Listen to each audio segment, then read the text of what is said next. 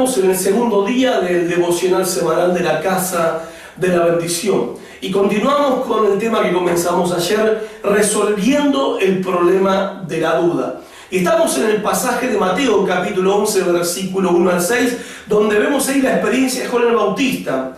Juan el Bautista, un hombre de un calibre impresionante, un calibre espiritual impresionante, que Cristo mismo lo exalta a Juan como el hombre que hasta ese momento, de todos los que habían nacido en el planeta Tierra, no había otro hombre como Juan el Bautista. Pero lo cierto es que Juan tuvo sus momentos de duda. Lo cierto es que Juan el Bautista pasó por un momento de confusión. Lo cierto es que Juan el Bautista tuvo incertidumbre que le invadió el alma y él no podía vivir con eso. Y eso es un ejemplo para nosotros, ¿no? El hecho de, en primer lugar, darnos cuenta que no es extraño que a nosotros también nos pase lo mismo, porque ese Juan el Bautista, siendo quien fue y siendo que hizo todo lo que hizo y sirvió a Dios de la manera que lo sirvió, tuvo momentos de duda, no es extraño que también nosotros pasemos por las mismas cosas. Ahora, también lo que quiero resaltar es el hecho de que Juan, cuando tiene sus dudas, él no se permite el hecho de vivir con eso. O sea, él no podía vivir en ese estado de inquietud, de ansiedad, de tormento interior. Él no se permite eso a sí mismo y hace lo que todo creyente debería hacer cuando tiene dudas, que es recurrir a Jesucristo. Y quiero decir esto, lo que todo creyente tiene que hacer cuando tiene dudas, porque el creyente es el que duda. Alguien que no es creyente no puede dudar porque es un incrédulo, liso y llano, rechaza a Cristo, niega a Cristo, aborrece a Dios, es un incrédulo y está bajo la condenación de Dios. Pero dudar, solamente podemos dudar aquellos que hemos creído primero, porque solo se duda de aquello que uno creyó en primera instancia. Entonces la duda no es un problema del incrédulo, la duda es un problema del creyente, es un problema del cristiano, y es lo que nosotros, a través de la palabra de Dios y con la ayuda del Espíritu Santo, vamos a encontrar cómo resolver el problema de la duda. Esta fue la introducción que comenzamos ayer y hoy vamos a ver, porque te decía ayer cuando terminaba el devocional del día lunes, que hay 4 razones por las cuales Juan dudó y creo yo que son las mismas 4 razones por las que nosotros también dudamos. O sea, ¿por qué es que entramos en momentos donde dudamos de Dios? Bueno, la primera razón es por las circunstancias difíciles. Si leemos Juan, dice la Biblia en Mateo capítulo 11, versículo 2, dice que Juan estaba en la cárcel. Ahora, no hay que olvidar que Juan era una persona muy apasionada por lo que hacía para Dios. Era un predicador dinámico, era un predicador confrontativo, era un hombre que desde su tierna infancia se crió y desde su adolescencia, o mejor dicho, su juventud, hasta el momento que comienza su ministerio, él vive en el desierto. Tiene una vida sin límites, digamos, en el sentido de que él iba y venía a la hora que quería y hacía lo que quería, tenía libertad absoluta para servir a Dios. Era un predicador como pocos predicadores hubo en la historia de la humanidad. Era un hombre apasionado, era un hombre confrontativo, era un hombre que no tenía miedo de decir lo que tenía que decir, a quien se lo tenía que decir, en el momento que se lo tenía que decir. Y cuando se trataba de poner los puntos sobre las íes, no le temblaba la voz a Juan el Bautista. Cuando se trataba de confrontar y denunciar el pecado, no importa quién era el que estaba pecando, él hablaba y decía la verdad de Dios. Justamente por esta cuestión es que Juan se metió en problemas, porque no tenemos que olvidarnos que Juan confrontó al rey Herodes y lo denunció al rey Herodes como un adúltero cuando le dice a Herodes que era un sinvergüenza, que era un adúltero porque estaba conviviendo con la mujer de su hermano y que no era lícito que él tuviera como esposa a la mujer de su hermano, que era un adúltero, y lo dijo sin pelos en la lengua. Esto le valió la cárcel a Juan.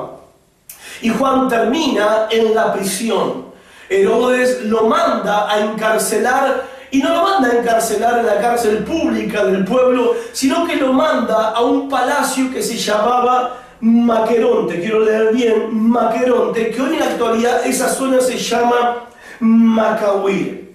Era un antiguo palacio que fue convertido por Herodes en una fortaleza cerca del Mar Muerto, donde todo lo que rodea el Mar Muerto es un desierto, ¿no?, terrorífico, un desierto horrible, un desierto sofocante, asfixiante, caluroso, o sea, inhóspito. En medio de ese desierto terrible estaba esta fortaleza de Maqueronte, y esta fortaleza tenía una particularidad, que las celdas de esta fortaleza eran pozos, y Juan el Bautista estaba ahí encarcelado en uno de esos pozos, sin la luz del sol, solamente cuando el sol le daba, cuando le caía encima a las 12 del mediodía en todo su fragor. No tenía ahí baño, no tenía agua corriente, no tenía la posibilidad de moverse con libertad. Y vemos a este hombre, Juan el Bautista, que estando 1 año y medio en un ministerio público, predicando libremente a orillas del río Jordán, bautizando las multitudes que venían a escuchar su mensaje, siendo el centro de atracción espiritual del momento, porque él tenía un mensaje de parte de Dios para el pueblo. Era muy emocionante, era muy activa la vida de Juan el Bautista, y de repente ahora lo encontramos ya pasando 1 año en ese pozo asfixiante, caluroso, terrible, desolado, ¿no?, de terror. Ahora hay que ponerse entonces un poco en el cuero de Juan. Hay que ponerse un poco en el lugar de Juan el Bautista, en medio de esa oscuridad asfixiante. Allí Juan, donde seguramente que él estaba experimentando en su vida en este momento justamente es cuando las dudas, las preguntas empezaron a venir a su mente. Es ahí donde empezaron a venir las dudas y las cuestiones, preguntándose quizás Juan si es que esta era la recompensa que Dios tenía para un hombre que había sido tan fiel. Si es que esta era la parte que a él le tocaba entre las bendiciones de Dios, que Dios repartía a aquellos a quienes le servían con amor y con dedicación. Las preguntas empezaron en el pozo a venir a la mente de Juan. Y acá aprendemos lo primero, la primera razón por la que la duda viene, por nuestra incapacidad de poder enfrentar los problemas difíciles y las pruebas duras. Somos incapaces muchas veces de enfrentarnos a situaciones difíciles, y muchas veces somos incapaces de enfrentarnos a pruebas que son muy duras, a situaciones muy negativas. Las preguntas empiezan a venir, el diálogo con uno mismo empieza a surgir. Satanás, por supuesto, está allí para aprovechar ese momento donde bajamos la guardia espiritual y empezamos a preguntarnos si Dios es un Dios de toda consolación, si Dios es un Dios bueno y poderoso y dice que me ama. ¿Por qué estoy pasando lo que estoy pasando? ¿Por qué estoy viviendo lo que estoy viviendo? ¿Acaso, seguramente Juan se preguntó, acaso no dijo el profeta Isaías que cuando venga el Mesías, el Salvador, enviado del cielo, iba a liberar a los cautivos? ¿Qué hago yo en la cárcel? ¿Qué hago yo hace 1 año en este pozo? ¿Qué es lo que estoy haciendo? ¿Qué está pasando conmigo? ¿Qué es lo que está mal conmigo? Esto no se supone que sea así, esto no encaja, esto no debería estar pasando. No hay bendición para un hombre que ha sido fiel como yo he sido. Y vemos la incapacidad en ese momento de Juan de enfrentar esa situación negativa y muy difícil. Y también la incapacidad de poder ver todo el plan de Dios. Eso también nos pasa a nosotros.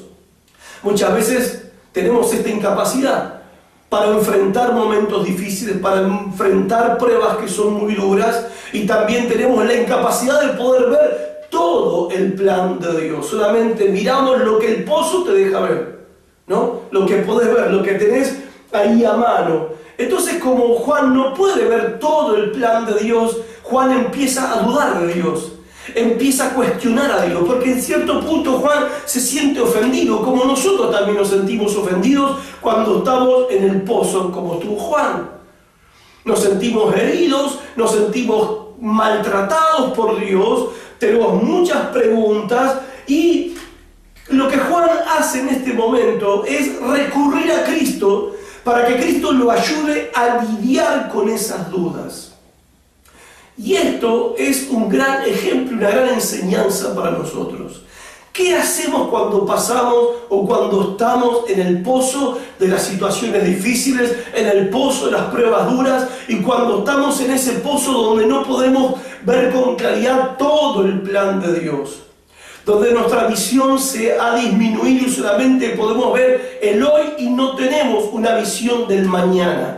Por lo tanto, no hay esperanza, porque al perder la visión del mañana no hay esperanza. Entonces, ¿qué hace Juan? Él recurre a Cristo para que Cristo lo ayude a lidiar con sus dudas, y Cristo le da una respuesta. Y esto es lo que nosotros tenemos que hacer en los momentos difíciles, cuando las dudas vienen a nuestras mentes. Las circunstancias difíciles nunca deberían ser un impedimento para recurrir a Cristo, sino que deberían llevarnos a Cristo, y más cuando tenemos serias dudas. ¿Y qué es lo que hace Jesucristo? Jesucristo le da una respuesta a Juan. Léelo conmigo el versículo 5. La respuesta es: vayan y díganle a Juan, los ciegos ven, los cojos andan, los leprosos son limpiados, los sordos oyen, los muertos son resucitados, y a los pobres es anunciado el Evangelio. ¿Qué significa esta respuesta? Está diciendo: los ciegos sufrían, pero ahora ven. Los cojos sufrían, pero ahora caminan. Los sordos sufrían, pero ahora oyen. Los mudos sufrían, pero ahora hablan. Los muertos, sus parientes, sufrían por perder sus seres queridos, pero ahora ellos recuperaron la alegría porque los muertos fueron resucitados. Y los pobres, que sufren en la pobreza del alma, en la pobreza del espíritu, ahora han dejado de sufrir porque las buenas noticias han llegado a ellos. El Evangelio les está siendo predicado. ¿Qué significa esto? Si alguna vez te preguntaste si a Cristo le importa las personas que sufren, si a Cristo le importa los creyentes que sufren, la respuesta es sí. Sí.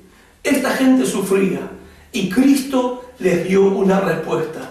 Juan estaba en medio de un sufrimiento agónico y Cristo le manda a decir: yo no soy ignorante de lo que está pasándote, yo no estoy desentendido de lo que te está pasando, yo no estoy mirando para otro lado, y verdaderamente yo me ocupo de aquellos que sufren. Y esa respuesta también es para nosotros. Vos podés confiar en Jesucristo. ¿Por qué puedes confiar en Jesucristo en medio de tu pozo de oscuridad, en medio de tus circunstancias difíciles, las dificultades negativas y las duras pruebas, donde las dudas están asaltando tu mente? ¿Por qué puedes confiar en Jesucristo? Porque Jesucristo se ocupa de los que están sufriendo. Como dice el Salmo: aunque angustiado y necesitado y abandonado yo pueda estar, el Señor pensará en mí.